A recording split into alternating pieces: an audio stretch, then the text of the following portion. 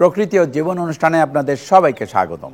বাংলাদেশের জীববৈচিত্র্য, প্রকৃতি ও পরিবেশের নানা বিষয় নিয়ে আমাদের এই অনুষ্ঠান প্রকৃতি ও জীবন। আমাদের জীবন আর প্রকৃতি একে অপরের সাথে গভীরভাবে জড়িত।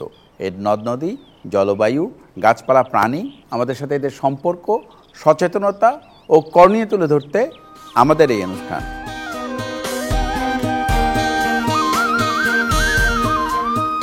বাংলাদেশের বৈচিত্র্যময় প্রকৃতিতে রয়েছে বিভিন্ন প্রজাতির বন্যপ্রাণী। তবে নানাবিধ কারণে এইসব বন্যপ্রাণীর মধ্যে কিছু প্রজাতি মহাবিপন্ন অবস্থায় আছে। আমাদের আজকের পর্ব বাংলাদেশের মহাবিপন্ন বন্যপ্রাণী নিয়ে। এ বিষয়ে আলোচনা করব অধ্যাপক ডক্টর মনিরুল হাসান খানের সাথে। তবে তার আগে চলুন দেখে আসি প্রকৃতি ও জীবন দলের বাংলাদেশের মহাবিপন্ন বন্যপ্রাণী নিয়ে কিছু তথ্য ও চিত্র।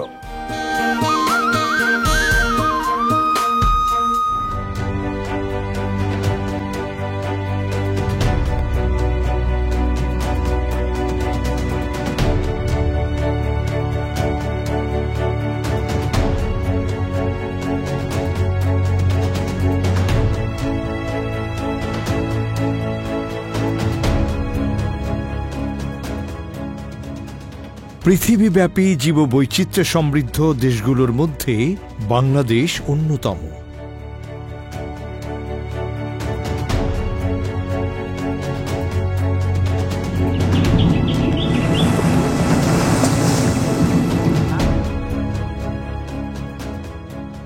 এদেশের বৈচিত্র্যময় বন, নদী, পাহাড়, সমতল, সাগর জুড়ে বিভিন্ন প্রজাতির বন্যপ্রাণীর বিচরণ রয়েছে।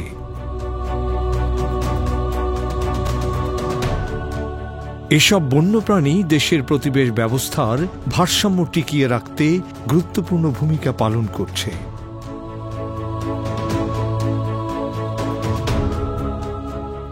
তবে বনভূমি উজাড়, পাহাড় ধ্বংস, নদী ভরাট ও দূষণ, অবৈধ শিকার ও বন্যপ্রাণী হত্যাসহ ক্রমবর্ধমান নগরায়ন ও শিল্পায়নের কারণে এসব বন্যপ্রাণীর অধিকাংশই বর্তমানে বিপন্ন।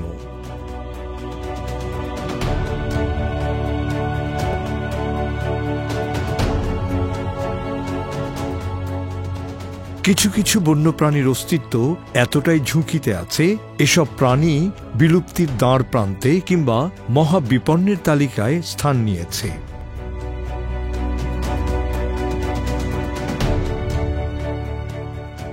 দেশের মহাবিপন্ন বন্যপ্রাণীর তালিকায় স্তন্যপায়ী, পাখি, উভচর ও সরীসৃপ জাতীয় প্রাণীর বেশ কিছু প্রজাতি আছে।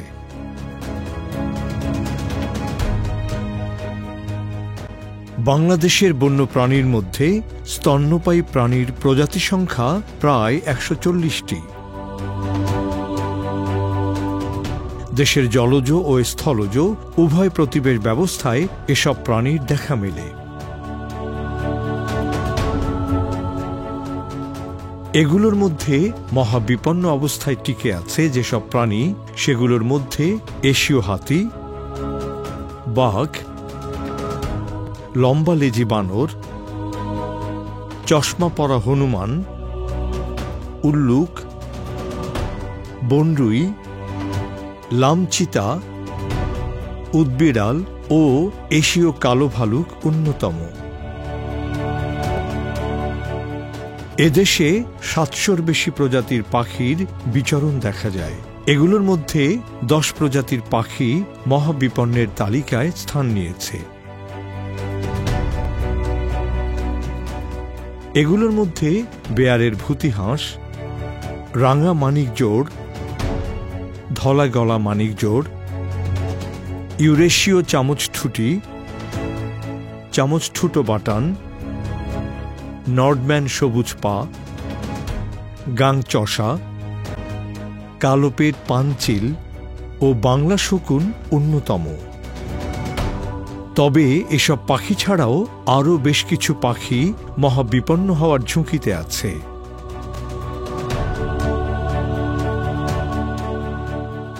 বাংলাদেশের উভচর ও সরীসৃপ জাতীয় প্রাণীগুলোর মধ্যে বেশ কিছু প্রজাতি মহাবিপন্নের তালিকায় আছে। আমাদের দেশের প্রায় ১৭০ প্রজাতির সরীসৃপ প্রাণীর মধ্যে হলুদ পাহাড়ি কচ্ছপ, শিলা কচ্ছপ, বড় কাইট্টা, করি কাইট্টা, আরাকানি কচ্ছপ, সবুজ সামুদ্রিক কাছিম, গোলবাহার অজগর, ঘড়িয়াল সহ আরও কিছু সরীসৃপ প্রাণী মহাবিপন্ন অবস্থায় টিকে আছে। মূলত আবাসস্থল ধ্বংস এবং নিরাপদ প্রজননস্থলের অভাবে এদের সংখ্যা দ্রুত হ্রাস পাচ্ছে। এদেশে উভচর প্রাণীর প্রজাতি বৈচিত্র্য ৫০টিরও বেশি হলেও অধিকাংশই বিপন্ন বা মহাবিপন্নের তালিকায় রয়েছে। মহাবিপন্ন উভচরগুলোর মধ্যে আছে চিকিলা ও চামড়া ঝোলা ব্যাঙ। এছাড়াও বেশ কিছু উভচর প্রাণীর বিচরণ ক্ষেত্র অত্যন্ত ছোট হওয়ায় আবাসস্থল বিনষ্ট হলে এসব প্রাণীও অস্তিত্ব সংকটে পড়তে পারে।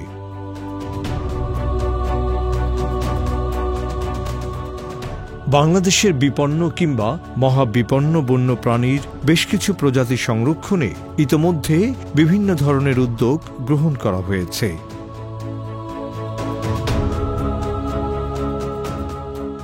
এসব বন্যপ্রাণীর আবাসস্থল সংরক্ষণের পাশাপাশি নিরাপদ বংশবৃদ্ধি এবং বন্যপ্রাণী ও মানুষের বৈরী সম্পর্ক উন্নয়নে বেশ কিছু পদক্ষেপ চলমান রয়েছে।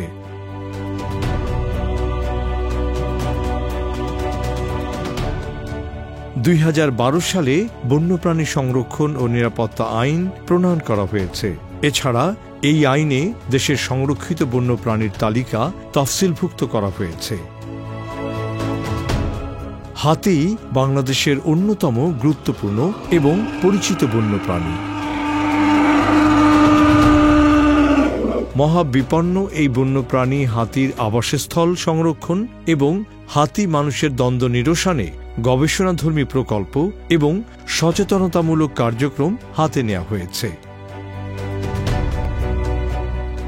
এছাড়া হাতি সংরক্ষণে Bangladesh elephant conservation action plan প্রণয়ন করা হয়েছে।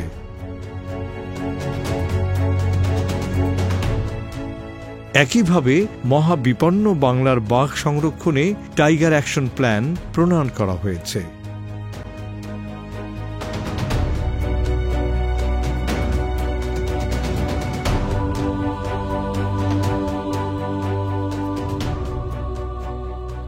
বাংলাদেশে বাঘের আবাসস্থল সংরক্ষণ, চোরা শিকার বন্ধ করা, বাঘ মানুষের দ্বন্দ্ব নিরসনের মাধ্যমে প্রাকৃতিকভাবে বাঘের সংখ্যা বৃদ্ধি এই কর্মপরিকল্পনার লক্ষ্য।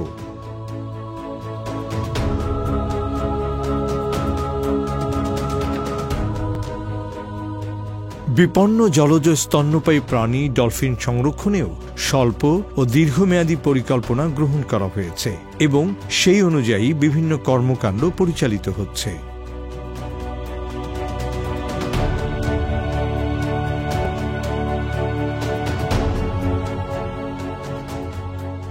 বর্জ্যভুক পাখি বাংলা শকুন শুধু বাংলাদেশই নয়, পৃথিবীব্যাপী মহাবিপন্ন একটি পাখি।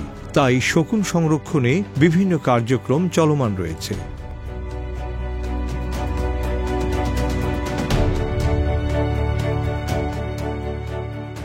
এরই ধারাবাহিকতায় বাংলাদেশ শকুন সংরক্ষণ কর্মপরিকল্পনা প্রণয়ন করা হয়েছে।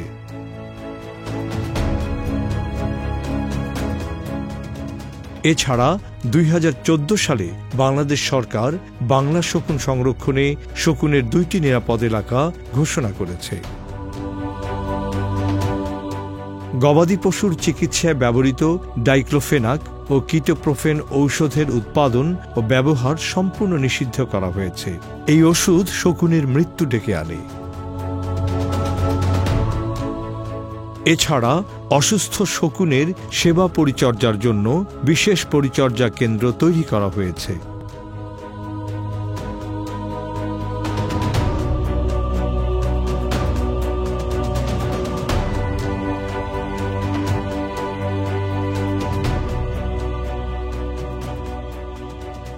মহাবিপন্ন সরীসৃপ ঘড়িয়াল সংরক্ষণেও কার্যক্রম চলমান রয়েছে। ঘড়িয়ালের প্রাকৃতিক আবাসস্থল চিহ্নিতকরণ ও সংরক্ষণ, কৃত্রিম উপায়ে ঘড়িয়ালের বংশবিস্তারের লক্ষ্যে বিভিন্ন গবেষণা পরিচালিত হচ্ছে।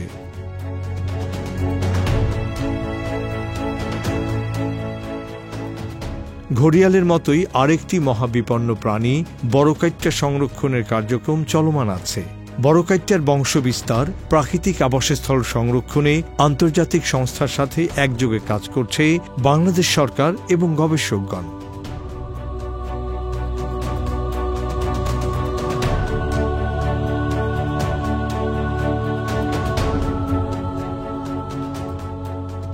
বিভিন্ন ধরনের পরিবেশ বিধ্বংসী কর্মকাণ্ডের কারণে একদিকে যেমন আমাদের প্রাকৃতিক পরিবেশ বিনষ্ট হচ্ছে, অন্যদিকে বিলুপ্তির ঝুঁকিতে পড়ছে বন্যপ্রাণী।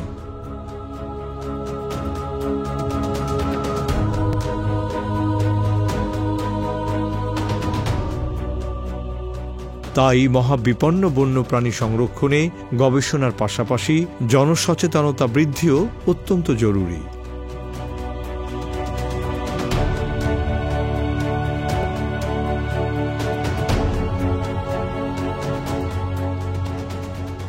সবার সম্মিলিত উদ্যোগে বিলুপ্তির হাত থেকে রক্ষা পাবে বিপন্ন বন্যপ্রাণী।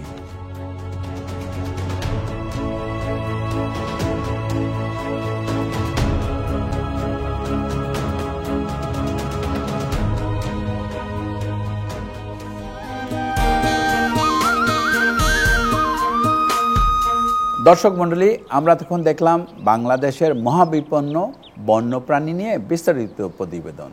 এবার কথা বলবো আমাদের আজকের অতিথি অধ্যাপক ডক্টর মনিরুল হাসান খানের সাথে। কেমন আছেন? জি, ভালো আছি। আপনি ভালো আছেন? জি, বহু বছর ধরে অধ্যাপনা করছেন এবং অনেক ধরনের রিসার্চ ওয়ার্ক এর সাথে জড়িত।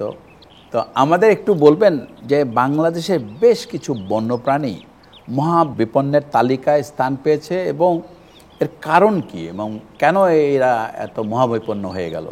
জি, ধন্যবাদ আপনাকে। আমরা যে কাজ করি তার উদ্দেশ্যই কিন্তু যে এই মহাবিপন্ন প্রাণীগুলোকে টিকিয়ে রাখা, এবং এই মহাবিপন্ন প্রাণী যেগুলো আছে এদের মহাবিপন্ন হয়ে যাওয়ার পেছনে বেশ কিছু কারণ আছে। তবে বাংলাদেশের প্রেক্ষাপটে সবচেয়ে বড় যে কারণটি সেটি হচ্ছে যে এদের আবাসস্থল ধ্বংস হয়ে যাওয়া। কিন্তু মূলত জনসংখ্যা বৃদ্ধির কারণে যেটি হচ্ছে, এই প্রাকৃতিক আবাসস্থলগুলো খুব দ্রুত ধ্বংস হয়ে যাচ্ছে। অনেক ক্ষেত্রে আবার পুরোপুরি ধ্বংস না হলেও এদের গুণগত পরিবর্তন হচ্ছে। যেমন ধরুন, একটি জলাভূমি আগে হয়তো প্রাকৃতিক ছিল, সেই জলাভূমিটা যদি পরিষ্কার করে সেখানে মাছ চাষ করা হয়, জলাভূমি হয়তো জলাভূমিই থাকে, কিন্তু তার যে বন্যপ্রাণীর ধারণ ক্ষমতা সেটি আর আগের মতো থাকে না। ঠিক একইভাবে আমরা যদি প্রাকৃতিক বনের কথা বলি, এখন হয়তো প্রাকৃতিক বনের জমি অতটা দখল হচ্ছে না, কিন্তু তার ভেতরের যে বড় বড় ফলদ বৃক্ষ, সেই বৃক্ষগুলো যদি কাটা পড়ে তাহলে কি হবে? বনের আয়তন হয়তো ঠিক থাকবে, কিন্তু ওই বনে যে বন্যপ্রাণীগুলো আগে বসবাস করতে পারতো বা খাবারগুলো পেত সেগুলো হয়তো পাবে না। তো এই আবাসস্থল ধ্বংস এবং আবাসস্থলের ক্ষতি, এটিই বাংলাদেশের প্রেক্ষাপটে সবচেয়ে বড় কারণ। আর আরেকটি সমস্যা হয়, যখন এই আবাসস্থলগুলো খণ্ড খণ্ড হয়ে যায় তখন এই বন্যপ্রাণীর যে পপুলেশন এই খণ্ডগুলোর মধ্যে বিক্ষিপ্ত হয়ে যায়, একজনের সাথে আরেকজনের আর যোগাযোগ থাকে না, তখনও কিন্তু তারা খুব দ্রুত বিলুপ্তির দিকে চলে যায়। এই যে আবাসস্থল ধ্বংস হচ্ছে, সেটা কি আমাদের কারণেই? প্রধানত মানুষের কারণে। কারণ এই বন্যপ্রাণীর আবাসস্থল সংরক্ষণে সেইভাবে আমরা এখনো সফলতার মুখ দেখিনি। চেষ্টা চলছে, কিন্তু সেভাবে সফলতা আসেনি। এবং জনসংখ্যার যে বিস্ফোরণ বাংলাদেশে, সেটাও কি একটি কারণ?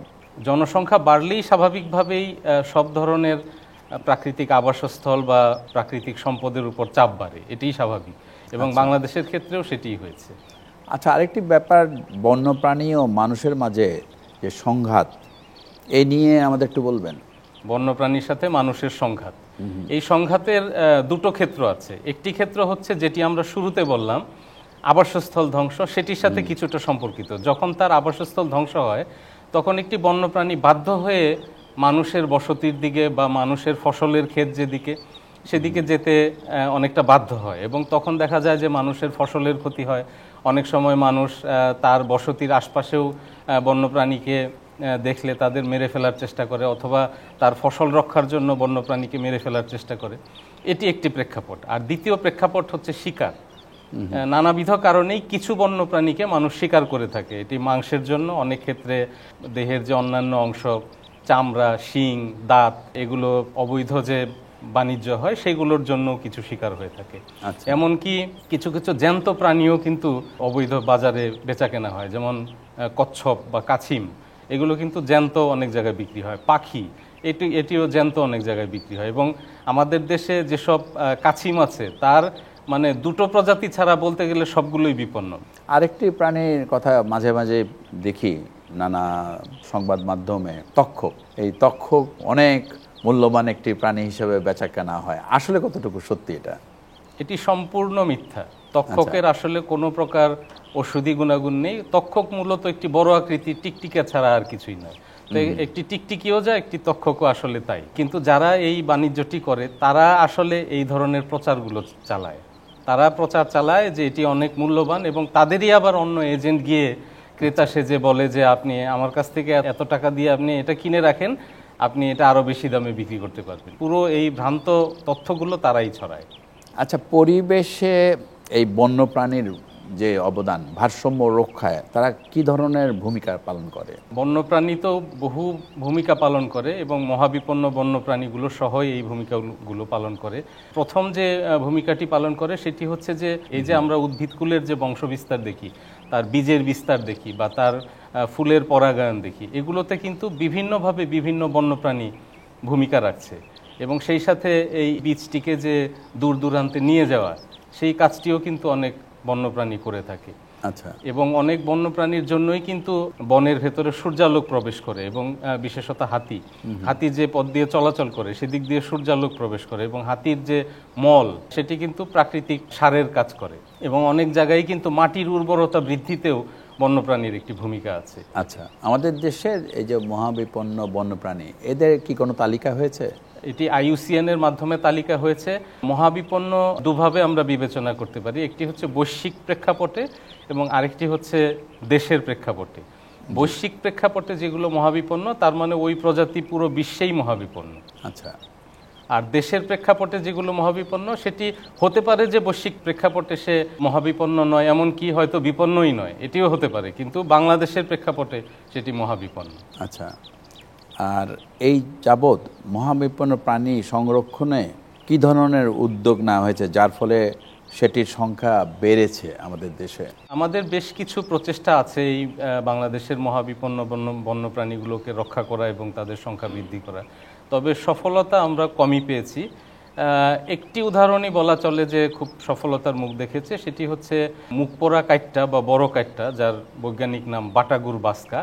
এটি একটি মহাবিপন্ন কচ্ছপ, এবং এই মহাবিপন্ন কচ্ছপ এটি মূলত আমাদের দক্ষিণাঞ্চলে পাওয়া যায়, সুন্দরবন সহ। সুন্দরবনই এর মূল আবাসস্থল ছিল একসময়। তো এখন এটি প্রাকৃতিক পরিবেশে খুব কম সংখ্যায় আছে, তবে আসার কথা এই যে বেশ কয়েকশো কচ্ছপ কিন্তু বন্দী অবস্থায় জন্ম লাভ করেছে, এবং সেগুলোতে কিছু স্যাটেলাইট কৃত্রিম জলাশয় তৈরি করে এদের প্রজনন করা হয়েছে। কৃত্রিম জলাশয়ে আবদ্ধ পরিবেশে প্রজনন করা হয়েছে, এবং তারপর এদের কিছু প্রাকৃতিক পরিবেশে ছাড়া হয়েছে, কিছু ছাড়ার পর্যায়ে আছে, যার সাথে প্রকৃতি ও জীবন ফাউন্ডেশনও এই কাজের সাথে ওতপ্রোতভাবে জড়িত। তো এটি বলা চলে যে একটা সফলতার উদাহরণ আমাদের, এবং এর সংখ্যা প্রতি বছরই বাড়ছে। নেচারে কিন্তু এই বাটাগুর বাস্কা কিন্তু এখনো সেভাবে সন্ধান পাওয়া যায়নি, তাহলে কি আমরা বলতে পারি যে নেচার থেকে এরা বিলুপ্ত হয়ে গেছে? একদম সন্ধান পাওয়া যায়নি বলা যাবে না। মানে প্রথমত বলতে হবে যে এই যে প্রজননের সফলতাটা এসেছে, এটাও যে খুব সহজে এসেছে তা কিন্তু নয়। কারণ এর প্রজননের কোনো অভিজ্ঞতা ছিল না, কারোই ছিল না, অন্য কোনো দেশেও ছিল না। কারণ এই কচ্ছপটি মূলত হচ্ছে বাংলাদেশ, ভারত এই অঞ্চলে। তো একটা পর্যায়ে আস্তে আস্তে ওই ট্রায়াল অ্যান্ড এরার বেসিসেই যখন জানা গেল যে কোন পরিস্থিতিতে এদের প্রজননটা সফল হয়, যেমন পারে বালি দিতে হয় তার ডিম পাড়ার জন্য, বা সেখানে আনডিস্টার্ব রাখতে হয়, কিভাবে মেল ফিমেলকে রাখতে হবে, সেই বিষয়গুলো যখন আস্তে আস্তে জানা হয়ে গেল, এখন যেমন খুব সহজেই তাদের প্রজনন করা যাচ্ছে। আর প্রজননের পরে তাদেরকে আবার প্রাকৃতিক পরিবেশে ছাড়ার কিছু প্রক্রিয়া আছে। হুট করেই যদি ছেড়ে দেওয়া হয় তাহলে সে ওইখানে খাপ খেয়ে উঠতে পারবে না বা বাঁচতে পারবে না। তাকে কিছুদিন আধা প্রাকৃতিক পরিবেশে রাখতে হবে, যেটি সুন্দরবনের করম জলে রাখা হচ্ছে, তারপর হচ্ছে তাকে প্রাকৃতিক পরিবেশে রাখা হবে। আমাদের এই মহাবিপন্ন বন্যপ্রাণী সংরক্ষণে আর কি করা যেতে পারে, আপনার সাজেশন? মহাবিপন্ন বন্যপ্রাণী তো আমরা সেগুলোকেই বলছি যেগুলো একদমই বিলুপ্তির দ্বার প্রান্তে চলে গেছে। সবসময়ই সবচেয়ে ভালো উপায় হচ্ছে তাদের প্রাকৃতিক পরিবেশেই সংরক্ষণ করা, এবং সেটি কিন্তু কম খরচে কম পরিশ্রমে করা যায়, কারণ প্রাণী তো নিজের টেক কেয়ার নিজেই করে, শুধু তাকে রক্ষা করতে হয়। কিন্তু যদি প্রাকৃতিক পরিবেশে তাকে রক্ষা করার মতো অবস্থায় না থাকে, অনেক ক্ষেত্রে তার সংখ্যা এতটাই কমে যায় যে প্রাকৃতিকভাবে সে আর ওইখান থেকে ঘুরে দাঁড়াতে পারে না, তাকে তখন ওই বন্দি অবস্থায় প্রজনন করতে হয়, যেটি আমাদের মুখ পোড়া কাইটটার ক্ষেত্রে করা হয়েছে। তখন তাকে বন্দি অবস্থায় প্রজনন করে তাকে আবার বন্য পরিবেশে ফিরিয়ে দেয়। এই দুটো প্রক্রিয়াতেই আমরা সাধারণত তাদের ফিরিয়ে আনতে পারি। অনেক ধন্যবাদ, অনেক কিছু জানা গেল আপনার কাছ থেকে। আপনাকেও ধন্যবাদ। দর্শক মণ্ডলী, প্রকৃতি ও জীবন অনুষ্ঠানের এবারের সেগমেন্টটি হচ্ছে আপনি জানেন কি। চলুন জানা যাক মহাবিপন্ন বন্যপ্রাণী নিয়ে কিছু তথ্য। আপনি জানেন কি, পৃথিবীব্যাপী 200-র বেশি প্রজাতির স্তন্যপায়ী প্রাণী বিলুপ্তির ঝুঁকিতে আছে। বিশ্বব্যাপী প্রায় 1500 প্রজাতির পাখি বিপন্ন, যার মধ্যে প্রায় 230 প্রজাতির মহাবিপন্ন বা বিলুপ্তির ঝুঁকিতে আছে। পৃথিবীর মোট উভচর প্রাণীর প্রায় 41%ই বিলুপ্তির ঝুঁকিতে আছে। পৃথিবীর প্রায় 12,000 সরীসৃপ জাতীয় প্রাণীর প্রায় 21%ই বিলুপ্তির ঝুঁকিতে আছে। শুধু দর্শক, বিপন্ন পরিবেশ এবং মানুষের বিভিন্ন কর্মকাণ্ডের কারণে মহাবিপন্ন হয়ে পড়েছে এদেশের বন্যপ্রাণী। পরিবেশের ভারসাম্য রক্ষায় এসব বন্যপ্রাণীর উপস্থিতি অনেক গুরুত্বপূর্ণ। তাই মহাবিপন্ন এসব বন্যপ্রাণীর সংরক্ষণে আমাদের সচেতন হতে হবে, নিতে হবে যথাযথ উদ্যোগ। সুন্দর প্রকৃতিতে গড়ি সুস্থ জীবন, এই আশা নিয়ে শেষ করছি আজকের অনুষ্ঠান। আপনারা সবাই ভালো থাকুন, সুস্থ থাকুন।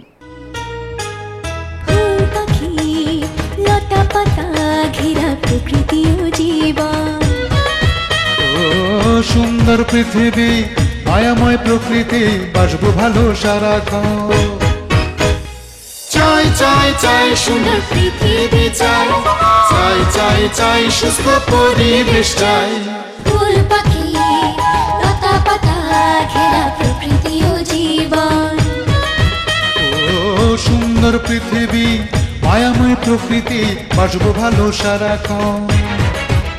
এসো হাতে হাত ধরে শপথ করে সুন্দর সুস্থ পরিবেশ গড়ি, সুন্দর সুস্থ পরিবেশ গড়ি, সুন্দর সুস্থ পরিবেশ গড়ি।